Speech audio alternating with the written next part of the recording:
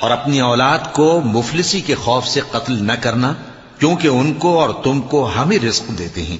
کچھ شک نہیں کہ ان کا مار ڈالنا بڑا سخت گناہ ہے، اور زنا کے پاس بھی نہ جانا کہ وہ بے حیائی ہے اور بری راہ ہے۔ اور جس جاندار کا مارنا اللہ نے حرام کیا ہے اسے قتل نہ کرنا مگر جائز طور پر، یعنی بفتوائے شریعت۔ اور جو شخص ظلم سے قتل کیا جائے، ہم نے اس کے وارث کو اختیار دیا ہے کہ ظالم قاتل سے بدلہ لے، تو اس کو چاہیے کہ قتل کے قصاص میں زیادتی نہ کرے، کہ وہ منصور و فتح یاب ہے۔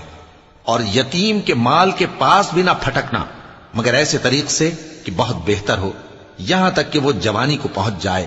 اور عہد کو پورا کرو کہ عہد کے بارے میں ضرور پرسش ہوگی۔